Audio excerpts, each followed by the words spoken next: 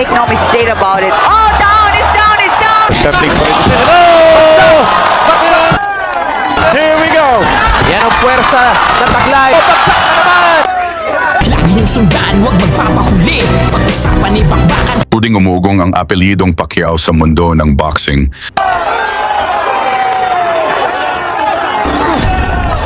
Hindi ang alamat ang nasa sentro ng usapan, kundi ang isang batang mandirigma na unti-unting gumagawa ng sarili niyang pangalan. Si Eman Bacosa Pacquiao, may 8 panalo at 5 knockout sa kanyang record. At sa bawat laban, mas lalo niyang pinapatunayan na hindi lamang siya umaasa sa sikat na apelyido. Ngayong June 21, 2026, sasabak siya sa isang napakahalagang laban. Makakaharap niya si Rodelin Perez para sa Philippine Boxing Federation Lightweight Championship. Gaganapin ang kanilang sagupaan sa DRP Sports Complex. Mas lalo pang kapana-panabik ang laban dahil rematch ito. Sa una nilang paghaharap, naipanalo ni Eman ang laban sa pamamagitan ng majority decision. Ngunit bago natin abangan ang kanilang muling pagsagupa, balikan muna natin ang isa sa pinakamalupit na panalo ni Pacquiao ngayong taon. Here we go! Yan ang puwersa na taglay. Bagsak na naman! Ang laban kontra Indonesian champion na si Reynolds Kundimang. Bago yan, pa-like at subscribe na lang kasama ang bell. Malaking tulong yan sa aming mga content creator. Sa unang round, kapwa maingat ang dalawang mandirigma. Pinag-aaralan nila ang galaw ng isa't isa at naghahanap ng tamang tiempo. Bacosa. Ay nako, mukhang palaban. No, maraming excited dito, lalo na sa mga sa Bohol, talagang inaabangan nila. Naka-orange po si Eman Bacosa and ang Indonesian. Syempre, gusto nitong makatalo ng isang anak ng legend. Uy, ano yun? Nalaglag yung mouthpiece. Natanggal agad ang mouthpiece. And Eman being a gentleman that he is, tanggal agad. Natanggal agad ang mouthpiece.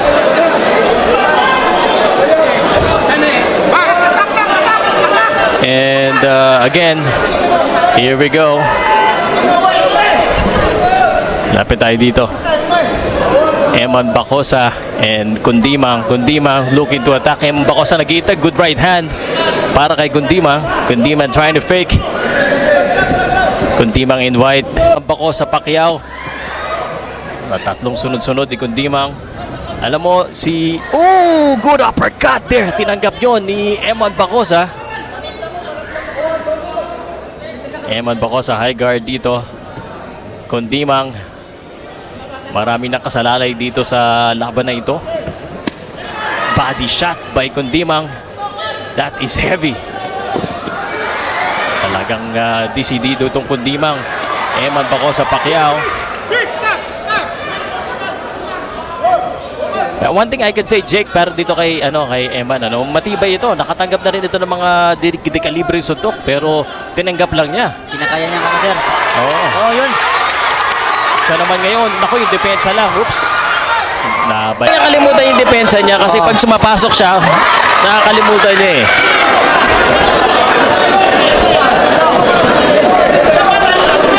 And Eman Bacosa Pacquiao. 10 seconds laman ni Eman Bacosa Pacquiao. Ito na. Nag-aabang lang si si Eman ng counter body shot. Yung counter ng kalaban, Yun, nakatama, sir. Yun. Wag siya Napakagandang straight.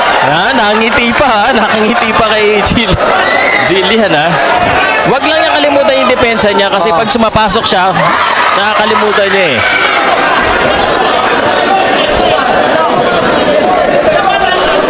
And Eman Bacosa Pacquiao. 10 seconds in the first round.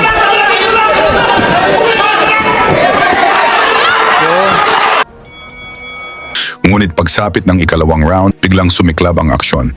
Nagpalitan sila ng mabibigat na suntok. Ganda! Nakatama na naman. And Eman Bacosa, Pacquiao yun! Pero sabi ng kalaban, Sir Pau, kaya daw. Kaya ba? Kaya? Tingnan Kaya natin kung kakayanin. Yun, isang hook na naman ang nakatama. And Eman. Yung kahanan niya yan. Kailangan lang niya itaas yung kaliwang kamay niya every time pagkatapos ng kanyang combination kasi naiiwanan niya eh. Eman. Taas ang kamay. Taas ang kamot. Kasang gamot. Round number 2 tayo. 8 rounds na po ito ha. 8 rounds fight. Para kay Eman Bacosa. And Eman Bacosa trying his best to magpakitang kilas. Ayan ang salitang binitawan niya kahapon sa press ko. Ayun, isang straight sa body. Mukhang nakakaramdam na rin ang Indonesian dito. Eman. Counter para May dito counter. kay Kundima. Jake, anong advice mo kay Eman kung ikaw? Siguro sir, mas iba to pa niya lalo yung niya, jab. Para ayun, isang straight sa body. Mukhang nakakaramdam na rin ang Indonesian dito. Eman. Counter para May dito counter. kay Kundima. Knockdown yun. Kailangan na.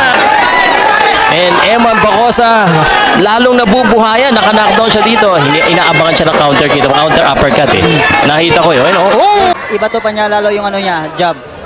Para masukat niya. Ngunit isang malinis na tama mula kay Eman ang nagpabagsak kay Kundimang sa canvas. Nakabangon ang Indonesian. Knockdown yun. Kailangan na. Naku, first knockdown! First Napatayo si Jillian Wall. Nakatayo pa rito. Bang! Bang! Ayan na. Binubudega na ni Eman itong kalaban. Eman Bacosa. Eman Bacosa nagpapakita ng gilas kay Jillian Ward at sa mga Boholano. Ay, ano naman, napaluto naman. Hindi binilangan.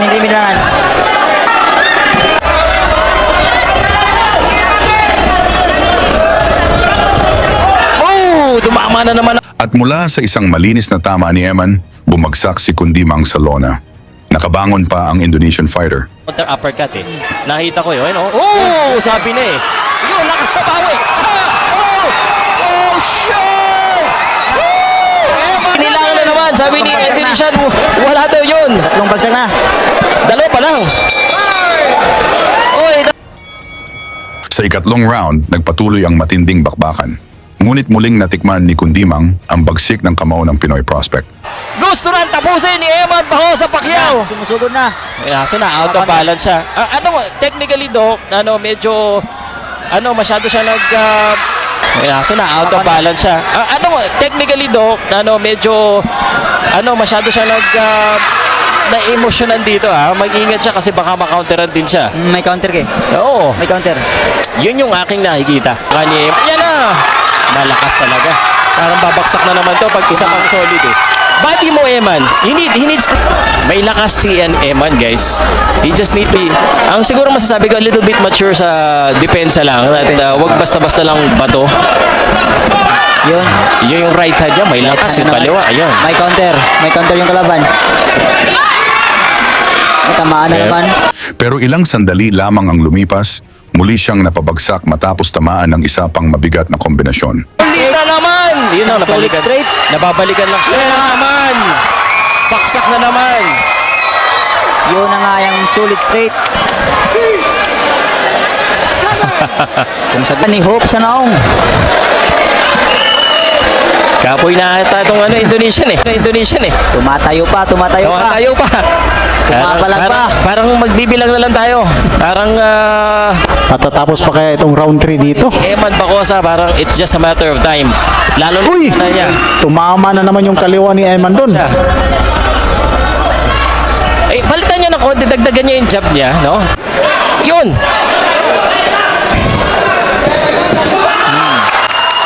O kaya yung jab niya, no? Double jab, tsaka straight. Hindi minsan jab straight lang eh. Yun! O kaya i-body niya minsan kasi puro headshot ang ginagawa niya eh. Although tumatama naman yung headshot niya. Kita mo yung mukha niya. Yan na! Malakas talaga. Parang babaksak na naman to pag isa pang solid eh. Body mo, Eman. He needs to do a body shot din. Kasi puro headshot ang ginagawa niya eh. Salamat po sa lahat ng mga nanonood. Magagalit si Jillian Ward. Magagalit si Jillian Ward. One side lang. Below the belt. Time out. Na below the belt. Na below the belt. Time in na daw. Taasan mo lang ang suntok mo. Kailangan papanawagin ang lahi. Nawagin ang lahi. And siya naman, dapat siya mag-body. Yan o, body. Ano mo, yung body sa kanan and then kaliwa sa taas. 10 seconds. And this is looking like another Eman Bacos. Pagsapit ng ika-4 na round, tuluyan ng kinontrol ng Batang Pacquiao ang laban. Tingnan natin, pero medyo malabo, no? Eto na. Eman Bacosa Pacquiao. Yun, may in out na. Good in and out. That's good, no? Konting fake. No! Ganda naman yun! Po. Naalans lang siya. Madaming suntok. Nice one. Body! Body! I'm not coaching, ha? Sunod-sunod sa taas, eh. Bigla niyang ibaba. Yun, oh. Sayang, oh. Let's go. Iba talaga yung ano, pag may Pacquiao na blood, ano, talagang gusto ng bakbakan talaga, eh. Pero grabe tong si Indonesian. Oo. Matibay rin. Ay, yun ang sinabi mo, totoo yan. Ilang malalakas na suntok din ng Pacquiao. Yun, oh. Yun, oh. Sinalo lang, oh. Oo, pero bumalik. Yan ang gusto natin, nagkata...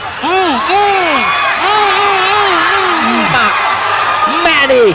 Parang alam ni Pacquiao, eh. Pero tinanggap lang ng Indonesian yon. Grabe. Pero hanggang kailan?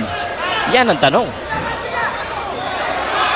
Oh, Ayan na, solid na naman. parang kaya niya, Sir Pao.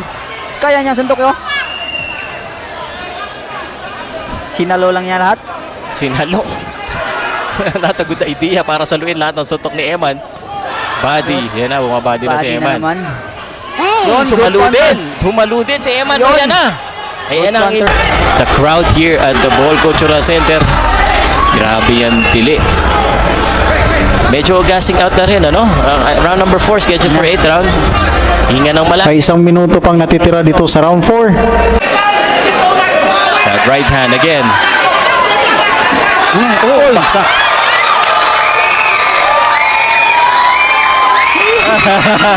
Yun, may pa-flying kiss pa. May pa-flying kiss. Yung classic, eh. Napapalakpak si Jillian.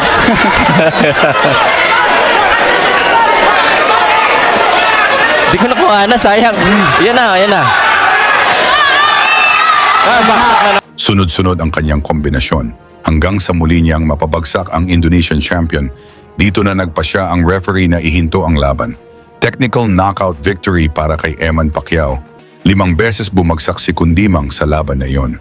At dahil sa ipinakita niyang lakas, bilis at determinasyon, marami ngayon ang naniniwalang malayo ang mararating ng batang ito sa boxing. Ngayon mga idol, ano sa tingin ninyo? May kakayahan kaya si Eman Pacquiao na maging world champion balang araw? I-comment ang inyong sagot at isama ang inyong lugar upang malaman natin kung hanggang saan na umaabot ang suporta ng mga Pilipino para kay Eman Pacquiao sa kanyang nalalapit na laban kontra Rodelin Perez. Lagi niyong sundan, huwag magpapahuli. Pag-usapan ni bakbakan, balita niya at laban. Mga Pinoy na di nagpapagapi. Salamat sa mga suporta na lagi nandyan.